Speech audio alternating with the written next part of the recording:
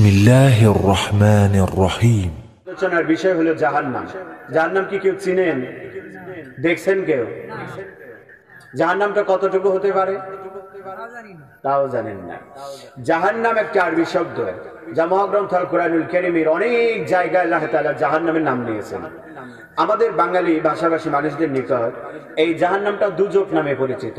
কি নামে পরিচিত?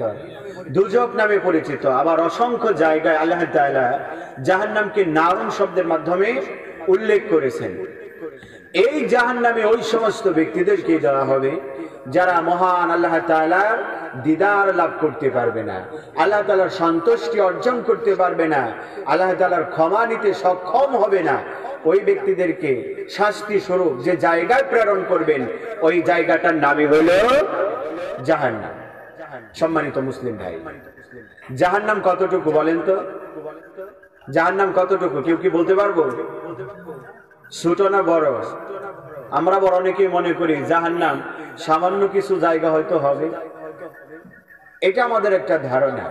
সম্মানিত মুসলিম ভাই, সেই মুসলিম শরীফের মধ্যে আল্লাহ রাসূল বিশ্বনবী সাল্লাল্লাহু আলাইহি ওয়াসাল্লাম বলেন, সহিহ মুসলিম অধ্যায় নম্বর 53, অনুচ্ছেদ নম্বর 12, হাদিস নম্বর 7053 নম্বর হাদিস। আল্লাহ রাসূল বিশ্বনবী সাল্লাল্লাহু আলাইহি ওয়াসাল্লাম বলেন, ইউতা বিজাহান্নামা ইয়াউমা ইযিন লাহা 70000 জিমামিন মা কুল্লু জিমামিন 70000 মালাকি ইয়াজুরুনাহা।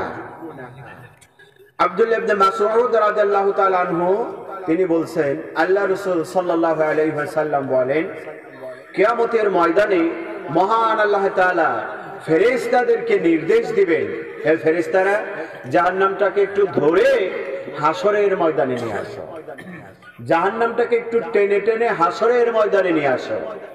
আল্লাহ রাসূল বিশ্বনবী বলেন, এই জাহান্নামের একটা নয়, দুটা নয়, 70000 লাগাম থাকবে। কতগুলা থাকবে? 70000 লাগাম থাকবে। তো এক একটা লাগামে মানে জাহান্নামটাকে যে দড়ি দিয়ে বাঁধা হয়েছে এটাকে লাগাম বলা হয়। এই একটা নয়, দুইটা নয়, 70000 লাগাম। আবার এক একটা লাগামে একজন করে নয়, 70000 করে ফেরেশতা। বলেন তো তাহলে কয়জন হয়? আমি ক্যালকুলেশন করেছিলাম, 490 কোটি ফেরেশতা। সুবহানাল্লাহ। এই জাহান্নামটাকে 490 কোটি ফেরেশতা এই 70000 লাগাম ধরে টেনে টেনে হাসরের ময়দানে নিয়ে আসবেন। এই জাহান্নামকে যখন টেনে টেনে হাসরের ময়দানে নিয়ে আসা হবে, জাহান্নাম প্রচন্ড রকমের ভয়ঙ্কর আওয়াজ করবে। এই জাহান্নামের প্রচন্ড রকমের ভয়ঙ্কর আওয়াজের কারণে জাহান্নামে উপস্থিত যে সমস্ত মানুষ থাকবে তারা ভয়ে ভীত বিহ্বল হয়ে যাবে। ইভেন নবীরা পর্যন্ত ভয়ে থর থর করে কাঁপতে থাকবে। এই হাদিসটা যখন ব্যাখ্যা করতে গেলাম, এটার ব্যাখ্যা করতে গিয়ে দেখি সাইয়েদেনা হযরতে ইব্রাহিম আলাইহি সালাতু ওয়াস সালাম তিনি এই জাহান্নামের গর্জনের ভয়ে, জাহান্নামের এই বিকট আওয়াজের ভয়ে থর থর করে কাঁপতে কাঁপতে হাসরের ময়দানে হাঁটুর উপরেই তিনি বসে পড়বেন। এবার আমি আপনার নিকট বলতে চাই, তাহলে জাহান্নামে ওই সময় যেই শব্দগুলো করবে, যে গর্জনটা করবে, সেই গর্জনটা কি পরিমাণে মারাত্মক হতে পারে। আমি আপনাদের নিকট জানতে চাই, আপনারা কি কি রয়্যাল বেঙ্গল টাইগারের শব্দ শুনেছেন? আওয়াজ শুনেছেন? আহারে, রয়্যাল বেঙ্গল টাইগার অথবা সিংহের যে গর্জন, এই গর্জনটা যখন আমরা সামনাসামনি শুনবো তখনই আমার ভিতরটা কি পরিমাণে কেঁপে উঠবে। আর সেটা যদি হয় আমাদের সুন্দরবনে বেড়াতে গিয়ে অথবা বাহিরের কোন রাষ্ট্রে বেড়াতে গিয়ে, যে জায়গাতে সিংহ অথবা বাঘ থাকে, ওই জায়গায় যদি বেড়াতে যাই কোন প্রকার সিকিউরিটি ছাড়া হঠাৎ করে সিংহ যদি সামনে সে গর্জন দিয়ে ফেলে, এবার বলেন ভয়টা কেমন কাজ করবে? কাজ করবে না? ভয় করবে না, তাই না? আপনার ভয় করবে না? ভয় কি করবে? নাকি বাঘ দেখে গলায় জড়ায় ধরবেন যে বন্ধু আইসা একটু গুলাগুলি করি নাকি? নাকি বলবেন যে দোস্ত আও বাজারে যে এক কাপ চা খেয়ে আহি? সাহসে গুলাবে? পারেন তো কাপড় শুদ্ধ বস্ত্র করে নষ্ট করে দেন, ঠিক কিনা? সাধারণত আল্লাহর সৃষ্টি একটা জীব দেখে যদি এই পরিমাণে ভয় তৈরি হয়, তাহলে আপনাকে আমাকে যারা আল্লাহর নাফরমানি করবে তাদের শাস্তি দেওয়ার জন্য যে জাহান্নাম আল্লাহ তৈরি করেছেন সেটা হাসরের ময়দানে নিয়ে আসতেছেন, এটার গর্জনটা কি পরিমাণে ভয়ঙ্কর হতে পারে। আমার মুসলমান ভাইরা, আমি যে কথা বলতে গিয়ে এই কথাটা বলছি আপনাদেরকে, যদি 490 কোটি ফেরেশতা জাহান্নামকে টেনে হাসরের ময়দানে নিয়ে আসেন, তাহলে জাহান্নামটা কত ছোট, মৌবাড়ির সমান, তাই না? বিশাল বড়। কত বড়? আল্লাহু আ'লাম বিখায়, আল্লাহ সব চাইতে ভালো জানেন। আমার মুসলমান ভাইরা, এই জাহান্নামের গভীরতা কত বেশি হতে পারে।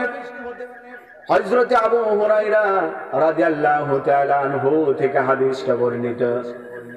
আবু হুরায়রা রাদিয়াল্লাহু তাআলা আনহু বলেন, একদিন আমরা আল্লাহর রাসূল বিশ্বনবী সাল্লাল্লাহু আলাইহি ওয়াসাল্লামের সঙ্গে বিশ্বনবীর সাথে বসা ছিলাম। হঠাৎ করে একটা বিকট আওয়াজ হলো, প্রচন্ড রকমের শব্দ হলো। আল্লাহর রাসূল বিশ্বনবী আমাদেরকে ডাক দিয়ে বললেন, ও সাহাবারা, তোমরা কি বলতে পারো না কি এত বিকট আওয়াজ কেন হলো, কি কারণে হলো?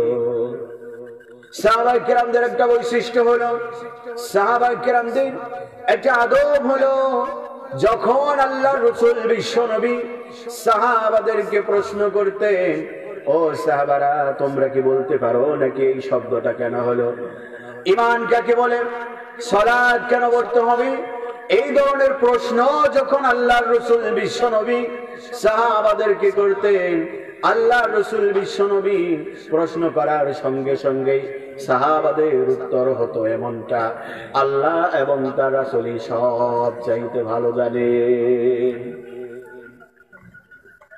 এখান থেকে আমাদের একটা শিক্ষা রয়েছে।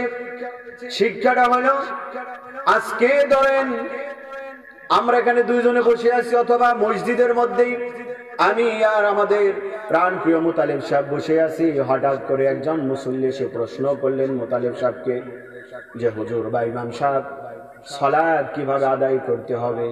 মুতালিব সাহেব জবাব দেওয়ার আগেই সাইড থেকে আমি ফতোয়া দিয়ে দেব, কথা বলেন ঠিক কিনা? এটা হলো আমাদের বাঙালিদের স্বভাব, যা সম্পূর্ণ আদবের খেলাফ। এমন চরিত্র সাহাবীদের ছিল না, এমন বৈশিষ্ট্য সাহাবাদের ছিল না। আল্লাহর রাসূল বিশ্বনবী যদি সাহাবাদেরকে কোনো প্রশ্ন করতেন, সাহাবারা জবাব দিয়ে দিতেন, আল্লাহ এবং তার রাসূলই সব চাইতে ভালো জানে। এই কারণে যে ব্যক্তি মাসআলা জিজ্ঞেস করবেন, যাকে জিজ্ঞেস করবেন, নিয়ম হলো, আদব হলো, যেই ব্যক্তিকে জিজ্ঞেস করা হবে অবশ্যই ওই ব্যক্তি এর জবাব দিয়ে দিবেন, কথা বলেন ঠিক কিনা? আমার মুসলমান ভাইরা, আল্লাহ রাসূল বিশ্বনবী সাহাবাদেরকে বললেন, ও সাহাবারা, এই যে বিকট আওয়াজ হলো কেন হলো, কি কারণে হলো, কেউ কি বলতে পারে নাকি? সাহাবারা জবাব দিয়ে দিলেন, আল্লাহ এবং তার রাসূলই সব চাইতে ভালো জানেন। আল্লাহ রাসূল বিশ্বনবী বললেন, ও সাহাবারা শুনো, মহান আল্লাহ রাব্বুল আলামিন আজ থেকে 70 বছর পূর্বে জাহান্নামের উপর থেকে একটা পাথর নিক্ষেপ করেছিলেন, আর সেই পাথরটা গিয়ে আজকে জাহান্নামের তলায় গিয়ে নিক্ষেপ হলো। আমি আপনাদের নিকট জানতে চাই, একটা পাথর যদি জাহান্নামের উপর থেকে তলানিতে গিয়ে পড়তে 70 বছর সময় লাগে, তাহলে সেই জাহান্নামের গভীরতাটা কত বিশাল হতে পারে। এই জাহান্নামে কাদেরকে দেওয়া হবে?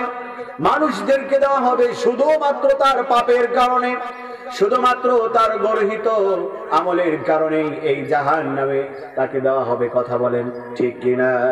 আমার মুসলমান ভাইরা, হাদিসটা সহিহ মুসলিম শরীফের মধ্যে উল্লেখ করা হয়েছে, অধ্যায় নাম্বার 53, অনুচ্ছেদ নাম্বার 12, হাদিস নাম্বার 7059 নাম্বার হাদিস। সহিহ মুসলিমের আরো একটা হাদিস আপনাদের সামনে দিয়ে আলোচনাটুকু সামনে নিয়ে যেতে চাই। আল্লাহ রাসূল বিশ্ব নবী সাল্লাল্লাহু আলাইহি ওয়াসাল্লাম বলেছেন, আমার বান্দাদের মধ্য থেকে ইন্নাল আবদা লা ইয়াতাকাল্লামু বিকালিমাতি ইয়ানজিলু ফিহা বিন-নার, আমার বান্দাদের মধ্য থেকে কতিপয় এমন বান্দা রয়েছে, এমন কতিপয় উম্মত রয়েছে, তারা এমন কতিপয় কথাবার্তা বলে থাকে, তারা এমন কিছু কথা বলে, তারা এমন কিছু কথা বলে যেই কথা বলার কারণে, যেই কথাটা প্রয়োগ করার কারণে, যেই কথা প্রয়োগ করার কারণে জাহান্নামের এত গভীরে চলে যায়, যার দৈর্ঘ্য হলো পূর্ব থেকে পশ্চিম পর্যন্ত। আমার মুসলমান ভাইরা, একজন ব্যক্তিকে যদি জাহান্নামে দেওয়া হয় শুধুমাত্র তার কিছু কথার কারণে, আর যেই জাহান্নামে দেওয়া হবে ওই জাহান্নামে কথা বলার কারণে তার প্রস্থ আর দৈর্ঘ্য যদি বিষয়টা দাঁড়ায় এমন পূর্ব থেকে পশ্চিম পর্যন্ত, তাহলে আপনি এবারে চিন্তা করে দেখেন, এত শত লক্ষ লক্ষ কোটি কোটি মানুষকে জাহান্নামে দেওয়া হবে, সেই জাহান্নামটা কত বড় হতে পারে। আমার মুসলমান ভাইরা, শুধুমাত্র বান্দার কিছু কথার কারণে আল্লাহ তাআলা তাকে জাহান্নামে দিবেন, যার দৈর্ঘ্য পূর্ব থেকে পশ্চিম পর্যন্ত। এখন প্রশ্ন হতে পারে, এই পূর্ব এবং পশ্চিমটা কোন জায়গায়? আমাদের সাথেহাটি অথবা আমাদের টাঙ্গাইল ডিস্ট্রিক্টে, আমাদের বাংলাদেশের পূর্ব পশ্চিম, অথবা আমাদের পৃথিবীর ম্যাপের যে পূর্ব পশ্চিম, এটা কি? আমার কথা কি বুঝতেছেন? আমি বললাম আল্লাহ রাব্বুল আলামিন বান্দার কিছু কথার কারণে তাকে জাহান্নামের এমন জায়গায় পাঠাবেন যে জাহান্নামের দৈর্ঘ্য হবে পূর্ব থেকে পশ্চিম পর্যন্ত। এই পূর্ব এবং পশ্চিম কোন জায়গায়? এটাকে আমাদের বাংলাদেশের পূর্ব পশ্চিম? বাংলাদেশের পূর্ব পশ্চিম হলে সীমানাটা একদম স্বল্প। আমাদের পৃথিবীর ম্যাপের যে পূর্ব পশ্চিম, এটা না। আল্লাহর যে সৃষ্টি পূর্ব এবং পশ্চিম, এটার দৈর্ঘ্য এবং প্রস্থ কেউ কি বলতে পারবো আমরা? কিয়ামত সংঘটিত হয়ে যাবে, বিজ্ঞানীরা পৃথিবীতে আসবে, মারা যাবে, কখনোই আল্লাহর সৃষ্টি পূর্ব এবং পশ্চিম এটার দৈর্ঘ্য কত, প্রস্থ কত, কোশ্চিন কালেও খুঁজে বের করতে পারবে না। কথা বলেন ঠিক কিনা? শুধুমাত্র একজন ব্যক্তি এই কথা বলার কারণে যদি জাহান্নামে তার থাকার জায়গাটা এতটুকু হয়, তাহলে জাহান্নামটা আবার হিসাব করে দেখেন কত বড়। আমরা কি চিন্তা করি? করি না। সম্মানিত মুসলিম ভাই, হাদিসটা পাবেন সহিহ মুসলিম শরীফের মধ্যে, অধ্যায় নাম্বার 55, অনুচ্ছেদ নাম্বার 6, হাদিস নাম্বার 7371 নম্বর হাদিস। এই জাহান্নামটা এত মারাত্মক হবে, এত ভয়াবহ হবে, কোন ব্যক্তি যদি একবার জাহান্নামে উঁকি মারত, তাহলে তারা পিটাইয়া গুতাইয়া কিলাইয়াও জাহান্নামে পাঠানো সম্ভব ছিল না। কিন্তু প্রতিনিয়ত আমরা সেই জাহান্নামে যাওয়ার মতো কাজগুলোই করে বেড়াই, অথচ সেইগুলো থেকে আমাদের ফিরে আসার কোনোই চিন্তা ভাবনা নেই। আপনারা বিজ্ঞ মানুষ, অভিজ্ঞ মানুষ, আমি একটু জানতে চাই আপনাদের কাছে, বলেন তো জাহান্নাম কয়টা? জাহান্নাম কয়টা? না, সভাপতি শব্দ বললেন না, আপনি তালেম মানুষ, আপনি তো জানেন। দেখি একটু শ্রোতাদের কাছে, জাহান্নাম কয়টা? 7টা। কয়টা? আরেকটা আসতে কন, কিছু দ্বিধা দ্বন্দ্বে পড়ছেন নাকি? জাহান্নাম কয়টা? আরে ফরিদপুরে প্রোগ্রাম করলাম, ওখানেও জিজ্ঞেস করছি জাহান্নাম কয়টা, জাহান্নাম 7টা।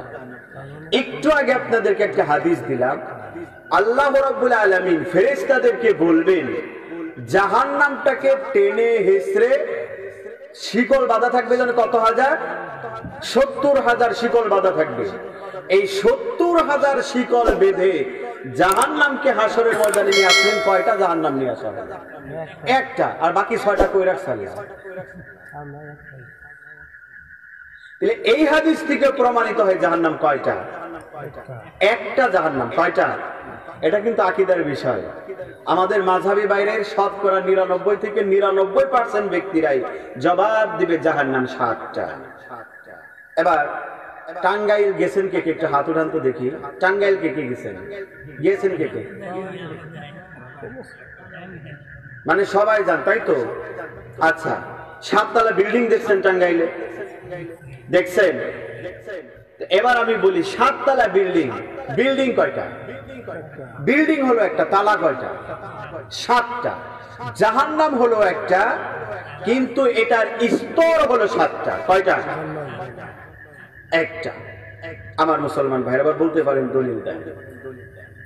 মহাগ্রন্থ আল কুরআনুল কারীমের মধ্যে মহান আল্লাহ রাব্বুল আলামিন সূরাতুল হিজর 15 নম্বর সূরা 43 এবং 44 নম্বর আয়াতে কারিমায় মহান আল্লাহ রাব্বুল আলামিন পরিষ্কার করে দিয়েছেন, ওয়া ইন্না জাহান্নামা লামাউঈদুহুম আজমাঈন লাহা সাবআতু আবওয়াবিন লিকুল্লি বাবিন মিনহুম জুজউম মাকসুম। আল্লাহ রাব্বুল আলামিন মহাগ্রন্থ কুরআনুল কারীমের আয়াতে কারিমার মধ্যে পরিষ্কার করে দিলেন, আর তাদের প্রত্যেকের থাকার জায়গা হলো জাহান্নাম, এর স্তর হলো 7টা। কে বলেছেন 7টা? আরেকটু আস্তে কোন, কে বলেছেন 7টা? আল্লাহ রাব্বুল আলামিন পরিষ্কার করে দিলেন এর স্তর হলো 7টা। এক একটা স্তরে এক এক দল মানুষগুলো প্রবেশ করবে। যারা শিরক করেছে তাদের জন্য এক দরজা, যারা বিদআত করবে তাদের জন্য এক দরজা, যারা কুফরি করবে তাদের জন্য আরেক দরজা। এই রকম প্রত্যেকটা ব্যক্তিদের জন্য আলাদা আলাদা দরজা তৈরি করে রেখেছেন কে? আমার মুসলমান ভাইরা, যতক্ষণ পর্যন্ত এই জাহান্নামের অধিবাসীদেরকে জাহান্নামের সামনে নিয়ে না যাওয়া হবে, ততক্ষণ পর্যন্ত এই জাহান্নামের দরজাটা খোলা হবে না। প্রশ্ন হতে পারে, কেন জাহান্নামের দরজা? অধিবাসীগণ জাহান্নামে যাওয়ার ব্যক্তিগণ জাহান্নামে যাওয়ার পূর্ব মুহূর্ত পর্যন্ত কেন জাহান্নাম খোলা হবে না? এর আগে আমি বলতে চাই, যদি এই মুহূর্তে মহান আল্লাহ রাব্বুল আলামিন জাহান্নামের দরজাটা একটু খুলে দেন, এটার সামান্য একটু আবহাওয়া যদি আমাদের পৃথিবীতে পড়ে যায়, কিয়ামত সংঘটিত হয়ে যাবে, তথাপিও মানুষগুলো এই পৃথিবীতে বসবাস করতে পারবে না। আমার মুসলমান ভাইয়েরা, যখন এই জাহান্নামের সামনে জাহান্নামের অধিবাসীদেরকে নিয়ে যাওয়া হবে, ততক্ষণ পর্যন্ত এই জাহান্নামটা বন্ধ অবস্থায় থাকবে। আর এই কারণে মহান আল্লাহ রাব্বুল আলামিন মহাগ্রন্থ আল কুরআনুল কারীমে বলেন, সূরাতুল জুমার 39 নম্বর সূরা 71 নম্বর আয়াত কারিমার মধ্যে মহান আল্লাহ রাব্বুল আলামিন পরিষ্কার করে জানিয়ে দিলেন, ওয়াসিকাল্লাযীনা কাফারু ইলা জাহান্নাম যুমারা হাত্তা ইযা জাউহা ওয়া ফুতিহাত আবওয়াবুহা। আর যখন কাফেরদেরকে হাকিয়ে হাকিয়ে বাইরে বাইরে পিটায়া পিটায়া গুতায়া গুতায়া জাহান্নামের সামনে নিয়ে যাওয়া হবে, আর তখনই জাহান্নামের দরজাকে খুলে দেওয়া হবে। আমার মুসলমান ভাইয়েরা, তাহলে এখানে আরেকটা প্রশ্ন থেকে যায়, তাহলে জাহান্নাম অবশ্যই শুধুমাত্র কাফেরদের জন্য, ঠিক কিনা? আল্লাহ রাব্বুল আলামিন বললেন, কাফেরদেরকে যখন জাহান্নামের সামনে নিয়ে যাওয়া হবে, তখন জাহান্নামের দরজাটা খুলে দেওয়া হবে। আমার মুসলমান ভাইরা, মুসলিমদের মধ্যেও এমন কতিপয় মানুষ আছে যাদের কর্মের কারণে তাদের মুসলিমটা কেটে যায়, তারা মুশরিক এবং দ্বীন থেকে বের হয়ে কাফের হয়ে যায়। এর মধ্যে এক নাম্বার হলো 5 ওয়াক্ত সালাতের কথা বলেছেন কে? আরেকটু আস্তে গান। 5 ওয়াক্ত সালাতের কথা মহান আল্লাহ রাব্বুল আলামিন পরিষ্কার করে বিশ্ব নবীকে জানিয়ে দিয়েছেন। তাহলে 5 ওয়াক্ত সালাত আদায় করার দরকার আছে না নাই? আমার মুসলমান ভাইরা, যারা সালাত আদায় করে না, সহিহ মুসলিম শরীফের হাদিস, আল্লাহ রাসূল বিশ্বনবী বলেন, বাইনাল আবদি ওয়া বাইনাল কুফরি তারকুস সালাত। যারা সালাত আদায় করে না আর যারা সালাত আদায় করে, তাদের মাঝে পার্থক্য হলো কুফরি। ফামান তারাকাহা ফাকাদ কাফারা। সুতরাং যারা সালাতকে ছেড়ে দিল, অবশ্যই সেই কাফের হয়ে গেল। কথাকার বিশ্বনবী সাল্লাল্লাহু আলাইহি ওয়াসাল্লাম বলেন, যারা সালাত আদায় করে না তারা দ্বীন থেকে বের হয়ে যায়। আজকে যদি আমরা গবেষণা করি, আমাদের মৌবাড়ির উপরে, সাদেহাটির উপরে যদি এই গবেষণাটা চালাই, তাহলে বোঝা যাবে কয়জন ব্যক্তি মুসলিম আসার, কয়জন মুসলিম থেকে খারিজ হয়ে গেছে। বের হবে কিনা? বের করা সম্ভব হবে না। ফজরের সালাত নাই, জোহরের সালাত নাই। এখন আবার নির্বাচন, কিছু মানুষ দেখবেন সারা জীবন সালাত আদায় করে নাই, কিন্তু এক শ্রেণীর মানুষ এখন তৈরি হবে, দেখবেন যে কাদের উপর জায়নামাজ একটা থাকবে, রেডি আছে না নাই? নির্বাচন যেহেতু সামনে চলে আসছে, একটা ঘটনা মনে পড়লো আমার, কালিয়াকুরের ঘটনা শুনে অত্যন্ত আশ্চর্য হয়েছিলাম, বিস্ময় হয়েছিলাম, আবার কিছুক্ষণ হেসেও ছিলাম। ঘটনাটা হলো, একবার নির্বাচন আসছে, তো নির্বাচনের সময়ে তো নেতার কান্দে জায়নামাজ একটা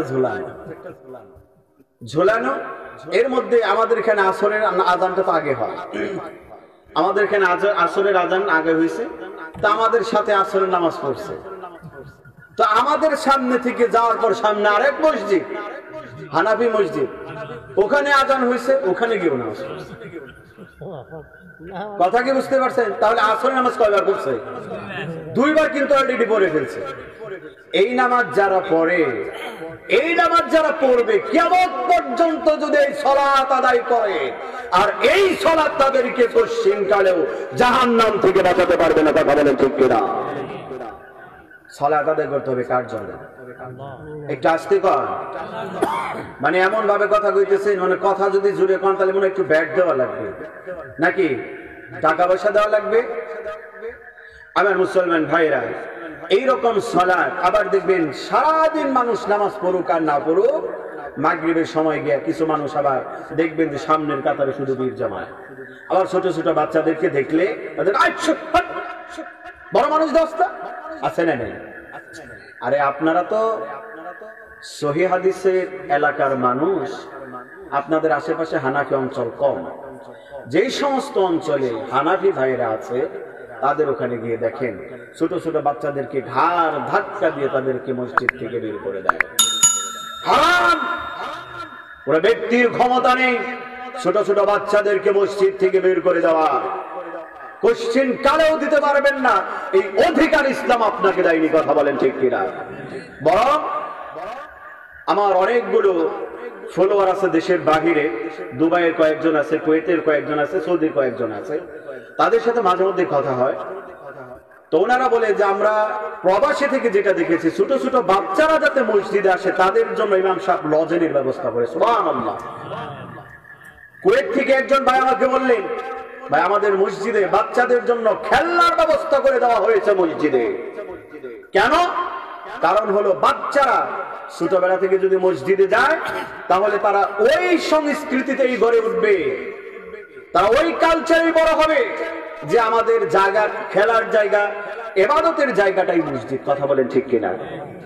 আর এখন আমার আর আপনার ছেলে মসজিদে গেলে, মসজিদের কিছু দেখবেন দাড়ি পাকাওয়ালা লোক, চুল পাকাওয়ালা লোক, এই লোকগুলোর কারণে ছোট ছোট বাচ্চারা মসজিদে যেতে চায় না। কথা বলেন ঠিক কিনা? এই সমস্ত মুরব্বীদের আল্লাহর কাছে দোয়া করি, আল্লাহ তাআলা তাদেরকে হেদায়েত দান করুক বলো না আমি। এই ছোট ছোট বাচ্চাদেরকে সাবধান, কেউ বের করে দেবেন না, ধমক দিবেন না। আপনার ধমকের কারণে বাচ্চাটা যদি মসজিদ থেকে বের হয়ে চলে আসে, ও যদি ভয় যদি ভিতরে ঢুকে যায়, আমি আর কখনো মসজিদেই যাব না, গেলেই ধমকায়, হতে পারে না? তাহলে আপনার কারণে বাচ্চাটা ইবাদত মুখী হওয়া থাকা সত্ত্বেও ইবাদত বিমুখী হয়ে গেল। এর জন্য আপনার অপরাধ আছে না নেই? আমার মুসলমান ভাইরা, এই জন্য বলা হয় নেই ফজরে, নেই জোহরে, নেই কো আসরে, মাগরিব হলে তারাই বসে প্রথম কাতারে। প্রথম কাতারে আছে না নাই? সারাদিন নামাজ না পড়লেও মাগরিবে গিয়ে এরকম মাতাব্বরি তাকাব্বরি করবে, আল্লাহ রাব্বুল আলামিন তাদেরকে হেদায়েত দান করুক বলে আমিন। বলতেছিলাম সালাত আদায় করতেই হবে, না হলে এই সালাত যে ব্যক্তি না পড়বে ওই ব্যক্তি কি মুসলিম থাকবে? থাকবে না, ওই ব্যক্তি কি হয়ে যাবে? কাফের হয়ে যাবে। এরপর হলো নিফাক, মুনাফিকি। মুনাফিকি দুই প্রকার। কয় প্রকার? আমার সাথে একটু কথা বলেন তো, মুনাফিকি কয় প্রকার? মুনাফিকি হচ্ছে দুই প্রকার, একটা হচ্ছে বড় মুনাফিকি, আরেকটা হলো ছোট মুনাফিকি। বড় মুনাফিকি যাদের ভিতরে থাকবে তারাও দিন থেকে বের হয়ে যাবে। দিন থেকে বের হয়ে গেল, তাহলে এবার কি মুসলিম আছে না কাফের হয়ে গেছে? বুঝেননি মনে হয়। যারা ইসলাম থেকে বের হয়ে যাবে এবার তাদেরকে কি আপনি মুসলিম বলতে পারবেন? না, তাদেরকে মুসলিম বলার কোনো সুযোগ নাই, কারণ তারা দিন থেকে বের হয়ে গেছে। যেমনি করে ওযু ছুটে যাওয়ার পর সালাত আদায় করা সম্ভব নয়, ঠিক তদরূপ ভাবে কোনো ব্যক্তি যদি দিন থেকে বের হয়ে যায় তাকে মুসলমান বলার কোনো সুযোগ নাই। যারা বিশ্বনবী সাল্লাল্লাহু আলাইহি ওয়াসাল্লামকে গালি দেয় ওই ব্যক্তিও কাফের হয়ে যায়।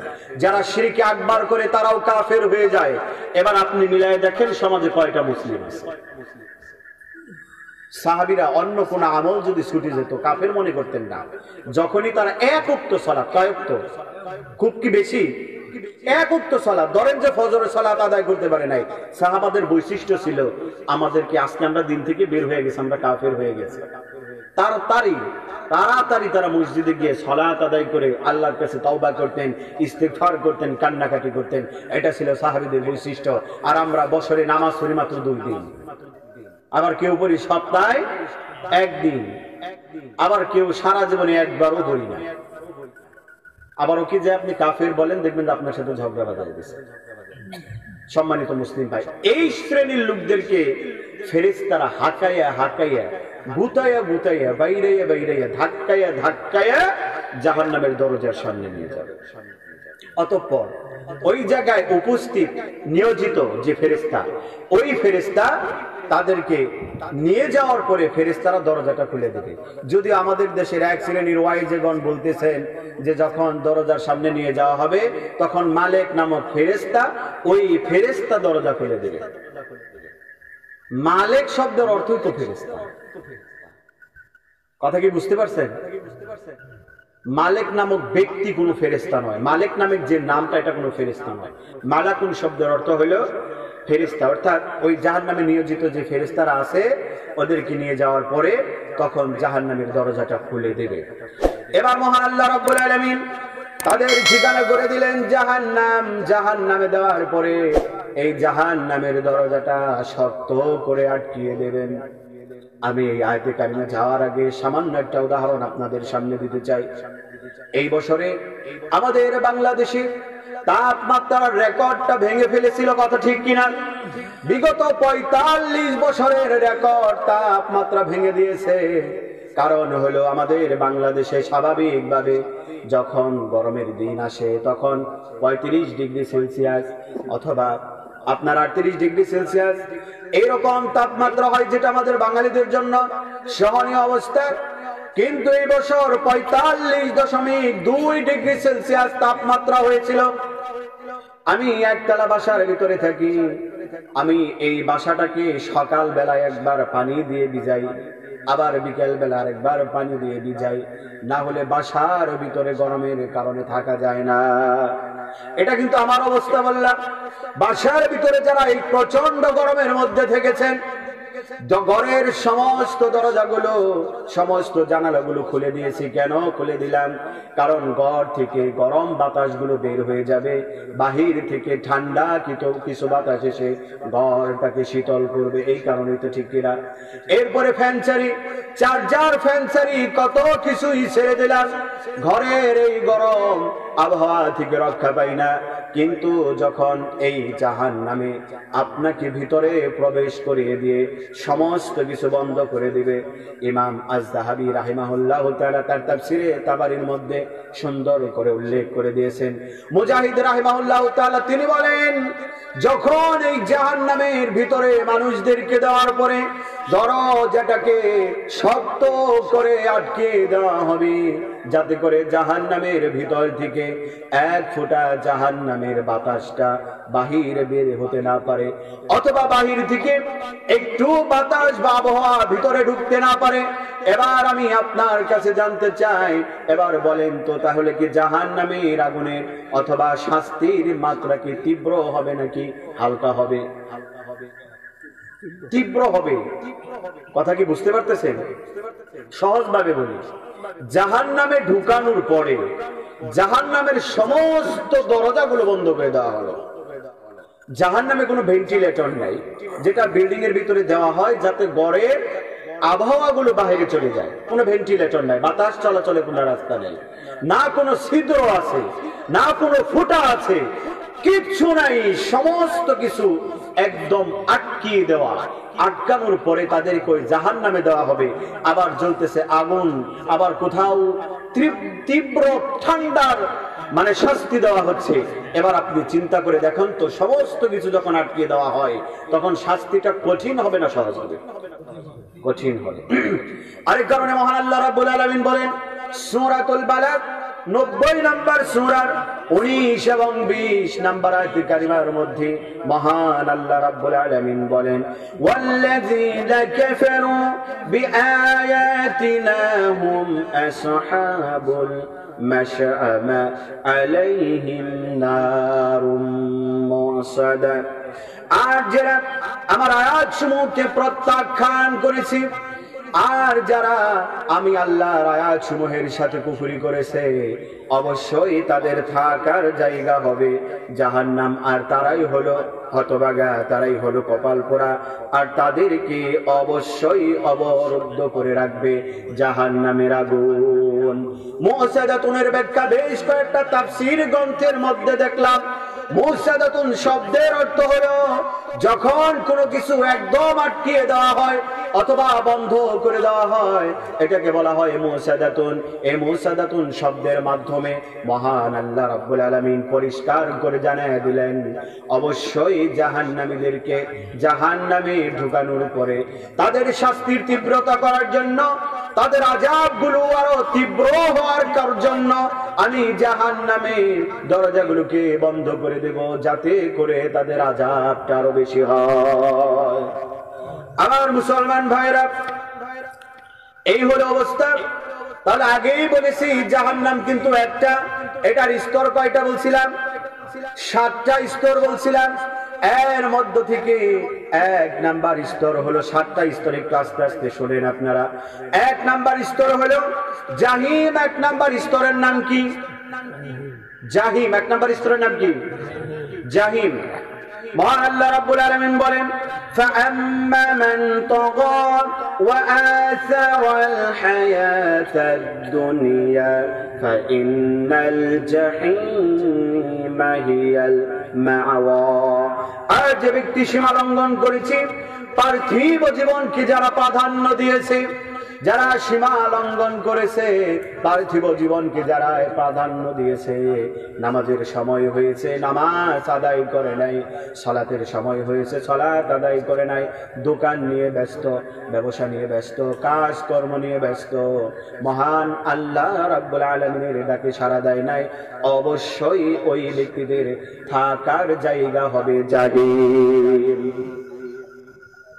আমার মুসলমান ভাইরা, যারা আল্লাহর আয়াতসমূহকে প্রত্যাখ্যান করে পার্থিব জীবনকে যারা প্রাধান্য দিয়েছে পরিবার গঠন করার জন্য, পরিবারের পিছনে, সন্তানের পিছনে, চাকরির পিছনে দৌড়িয়ে যারা সালাত আদায় করে নাই, আল্লাহর এই নিদর্শনকে যারা প্রত্যাখ্যান করেছে, অবশ্যই তাদের থাকার জায়গা হবে জাহান্নাম। আবার মুসলমান ভাইরা, যেমন এই যে আজকে মাহফিল হচ্ছে, এখানে অপারেটররা সব সময় কাজ করে, ঠিক কিনা? এটা হলো তাদের পার্থিব রুচি রোজগার করার জন্য। আপনারা কোথাও শুনেছেন কিনা জানি না, আমি কোথাও দেখি নাই এই মাইকের অপারেটররা অপারেটিং করতে আইসা, মাহফিলের অপারেটিং করতে আইসা নামাজে গেছে। আপনাদের এলাকাতে হতে পারে, অন্য কোথাও দেখি নাই। আপনাদের এলাকাও কিভাবে হবে? নভেম্বরে তো মাহফিল হলো গুলোরাতে, তাই না? নভেম্বরে মাহফিল হলো গুলোরাতে, একটু মাহফিলটা রেখে বাইরে গেছে হাঁটতে, অপারেটর যায় এবারে দুমছে বিড়ি টানতেছে। এদের নামাজের দরকার নেই, তাই না? আমার মুসলমান ভাইরা দেখেন, এত সুন্দর একটা কাজ করতে আসছেন। আপনার এটা পার্থিব জীবনে হবে, আর এই জায়গায় থেকে আইসে আপনি শেষ পর্যন্ত আলোচনা শুনেন। আর কেউ আলোচনা শেষ পর্যন্ত শুনুক না শুনুক, আপনাকে শুনতে হয়, ঠিক কিনা? আর এই জায়গাতে এসে আপনি বাহিরে যা সিগারেট খাবেন, বিড়ি খাবেন, হ্যাঁ, মসজিদ থেকে আজান হবে তখন আপনি প্রস্রাবের সুতা দিয়ে ভাগবেন, এইরকম স্বভাব চরিত্র অপারেটর ভাইদের হওয়া উচিত নয়। কথা বলেন ঠিক কিনা? আল্লাহ রাব্বুল আলামিন তাদেরকে হেদায়েত দান করুক, বলুন আমিন। আরেকটা আসতে কোন আমিন। সম্মানিত ভাইয়েরা, সূরাতুন নাজিয়াতের এই আয়াতটা উল্লেখ করা হয়েছে। তো যেহেতু আমাদের ওবায়দুল্লাহ ভাই চলে আসতে, আলোচনা লম্বা করতেছি না, যেহেতু আমি প্রতিনিয়ত আলোচনা করি, আমার আলোচনা শুনে আমি আলোচনা এখানেই রেখে দেব। আমিও ব্যক্তিগতভাবে ভাইয়ের আলোচনায় শুনবো ইনশাআল্লাহ। তো আলোচনা আমি এখানেই রেখে দিচ্ছি। অন্তত আমাদের ভিতরে যাতে জাহান্নামের ভয়টা কাজ করে, জাহান্নামের ভয়টা কাজ করে, যাতে অন্তত আর কিছু করি না করি, নামাজটা ঠিক মতো পড়বে